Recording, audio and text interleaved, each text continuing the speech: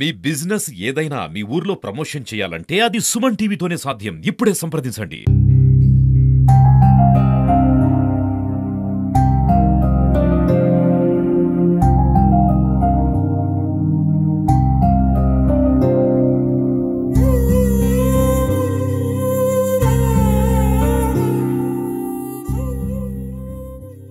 Welcome to Suman TV. నేను మీ సింధు తులసి.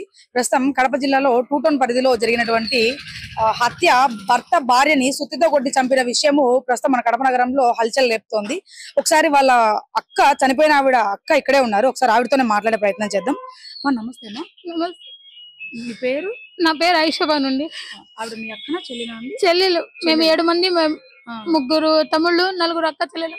Last ఆమె ఏడో మాకు అమ్మేస్తాడు, మాకు చంపేస్తాడు అని భయపడుతున్నారు. పిల్లలకైతే వాడికి అప్పగించే సమస్య లేదు. పోలీసు వాళ్ళకు మేము ఒకటే మాట చెప్తున్నాం, వాళ్ళు మాకు న్యాయం చెయ్యాలి. పోలీసు వాళ్ళు మా ప్రజలకు న్యాయం చెయ్యాలి. మాకు మా చెల్లి పోయింది, వాడి ప్రాణం కూడా మిగలకూడదు. మీరు ఊరు తీస్తారా, లేకపోతే మా అమ్మకి అప్పగించండి, మేము ముక్కలుగా నరికేస్తాం నడిని రోడ్డులో. వాడైతే బ్రతకడానికి ఇదే సమస్య, ఇదే లేదు. మా చెల్లి పోయింది, మాకు న్యాయం కావాలి. పోలీసు వాళ్ళు ఏం చెయ్యట్లేదు. 1కి 3 సార్లు కేసు ఉన్నాయి వాడి మీద. బండి దొంగతనం, ఇది వైర్లు దొంగతనం, ఇది పారిపోవడం, ఎన్నో కేసులు ఉన్నాయి వాడి మీద. అయినా ఏం పట్టించుకోలే ఎవ్వరు, పోలీసు వాళ్ళు ఏం పట్టించుకోలే. ఇప్పుడు ప్రాణమే పోయింది. వాళ్ళు కేర్లెస్ చేయబట్టే కదా పోయింది మా చెల్లి. ఇది జరిగింది మీకు ఎప్పుడు తెలిసింది? రాత్రి 11:30కి తెలిసింది మేడం. 11:40కి. ఎవరు చెప్పారు? పిల్లలు మాట్లాడుతుండే హోంవర్క్ చేస్తుండేదంట. అది ఏదో 1000 రూపాయలు ఫోన్ పే చేసినాడు, సంపాదించుకొచ్చినాడంట. 1000 రూపాయలు తెచ్చి ఇచ్చినాడు. ఆమె ఏం చేసిందంటే 500 చెల్లెల కాడ, అక్క కాడ పెట్టుకుని 200 కూరగాయలు తీసుకుని 300 తెచ్చి వాడిని తాగేదానికి ఇచ్చింది. నాకు 300 తాగేదానికి ఇచ్చినావా అని 9 గంటల నుంచి గలాట చేస్తా గొడ్డలు తీసుకొని కూర్చున్నాడు. కొద్దామని పైప్ తీసుకొని కూర్చున్నాడు. పిల్లలు ఉన్నారు, పరిగెత్తారు. 9 గంటలకి అందరు మేల్కొని ఉంటారు. అందరు వస్తే నాకు కొట్టారని కొట్టలే. 11:30కి ఏం చేసినాడంటే మాట్లాడుతా ఆమె హోంవర్క్ చేస్తుంది. ఇట్లా ఎత్తి తలగా మీద కొట్టినాడంట. కొట్టానే పడిపోయింది ఆమె, స్పృహ తప్పి. కూర్చొని 3 ఏట్లు కొట్టినాడంట. పెద్ద పాప పరిగెత్తింది. పెద్ద పాప కొట్టానికి పోతే చెప్పులు లేకుండా పరిగెత్తపోయి మా చెల్లెల ఇంటికి వచ్చింది. మా చెల్లెల ఇంటికి వస్తే 11:40కి మా చెల్లెలు నాకు ఫోన్ చేసింది, ఇట్లా తలగాయ పగలగొట్టినాడని. మళ్ళా ఆ పెద్ద పాప పారిపోయినాక మళ్ళా 3 ఏట్లు కొట్టినాడంట చిన్నపిల్లల ముందర. కొట్టేసి పోలీస్ స్టేషన్ పోయి సరెండర్ అయిపోయినాడు. వాడు ఇంతకు ముందు కూడా 3 సార్లు చేసింది. ఇదే రిమ్స్ లో వచ్చినాము, టాబ్లెట్స్ మింగింది, అంతా చేస్తే మేము విడిసేమా వద్దు మా వాడని గిగాయించినాము. ఆమె ఏం చెప్పింది, ఉండని, నాకు పిల్లలు ఉన్నారు కాబట్టి మొగుడు ఉండాలా, ఎన్ని రోజులని ఒకరికి బరువుగా ఉండాలా, ఏమైనా చేసి ఎట్లయినా అనండి. వాడు ఉంటే ఈ కాలం లోకం సరిగా లేదు, నల్లోడో తెల్లోడో ఎట్లో కూడా ఉన్నాడు అని ఉన్నా నేనని పెళ్లి చేసుకున్నప్పటి నుంచి సతాయిస్తున్నాడు ఆమెకి. అట్లే తాగుబోతు వద్దు అని మా నాన్న గిగాయించి మా నాన్న చేసేసినారు ఆ తప్పు. మాకు ఏం వద్దు, మా చెల్లెలైతే రాదు. వానికి మేము పోలీసు వాళ్ళు అవుతాం, మేము మీడియా తరఫున చెప్పేది ఒకే ఒక మాట, వానికి కఠిన శిక్ష భయపించండి, ఇలాంటి ఉరి తీయండి రోడ్డు మీద, ఇలాంటి వానికి ఏదో ఒకటి చేయండి. ఎందుకంటే మాకు ఆ పాప రాదు. వాని వల్ల పిల్లలకి ఎప్పుడైనా డేంజర్. వాడు బయటకు వస్తే పాపని కొట్టడానికి ఏడదాకా తరిమినాడంట. ఈడుంచి ఆ రిమ్స్ వరకు అంత దూరం పరిగెత్తినాడు.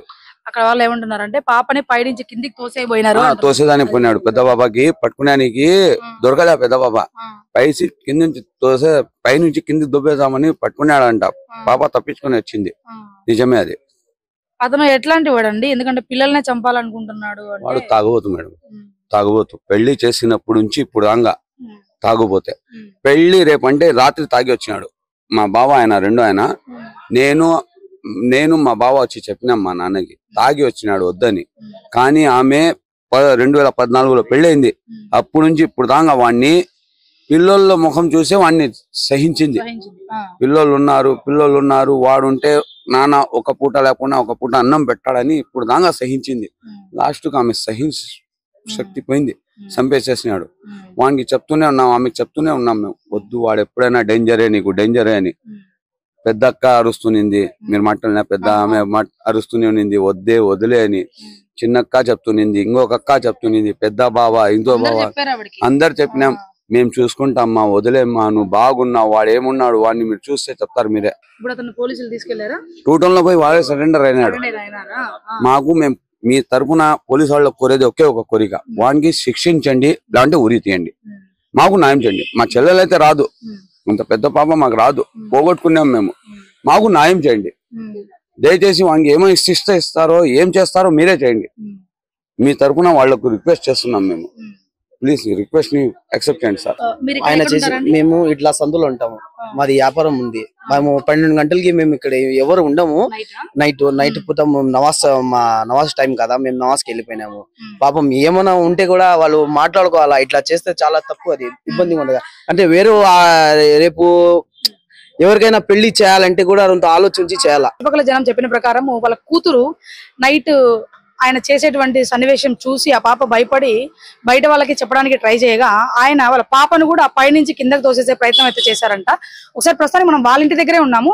ఇక్కడ ఉన్నటువంటి సిచ్యువేషన్ ఎట్లుంది ఏంటి అనేది ఒకసారి మనం వాళ్ళ ఇల్లు చూస్తూ మాట్లాడదాము. ప్రస్తుతం మనం వారింటి వద్దనే ఉన్నాము. పోలీసులు అయితే ఇక్కడ చుట్టుపక్కల వాళ్ళని అడిగి మాట్లాడంగా వీళ్ళు ఇక్కడ ఏమంటున్నారంటే, మాకు అసలు ఇది ఎప్పుడు జరిగింది ఏమేమి కూడా తెలియదు అంటున్నారు. వాళ్ళ బంధువులకు మాత్రమే తెలిసింది ఈ విషయము. చుట్టుపక్కల ఉన్న వారికి ఎట్టి పరిస్థితుల్లో ఇది మాకైతే తెలియదు అంటున్నారు. ఎందుకంటే అర్ధరాత్రి 11:30 ఆ ప్రాంతంలో జరిగిందని వాళ్ళ బంధువులు అంటున్నారు. పాపని ఇక్కడి నుంచి ఇక్కడ బయటకు వచ్చి ఆ పాప పిలవడానికి ట్రై చేసేప్పుడు ఆయన పాపని పూర్తిగా కిందికి నెట్టేసే ప్రయత్నం అయితే చేశారంట. అంటే అతను ఎంత కఠినంగా ఎంత క్రూయల్ గా బిహేవ్ చేశాడు అంటే ఆయన మానసిక స్థితి మనము ఈ విషయంలో మనం ఆయన గురించి బాగా ఆలోచించవచ్చు. ఎందుకంటే గతంలో కూడా గొంతు కోయడానికి కూడా ట్రై చేశారని వాళ్ళ వదిన గారు అంటే వాళ్ళ భార్య యొక్క అక్క చెప్తున్నారు.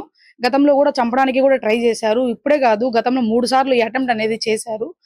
అప్పుడు కొన్ని కారణాల వల్ల అది జరగలేదు. ప్రస్తుతం ఇప్పుడు మాత్రం పూర్తిగా మా చెల్లిని మాకు దగ్గరలో లేకుండా పూర్తిగా చంపేశారు అని అంటున్నారు.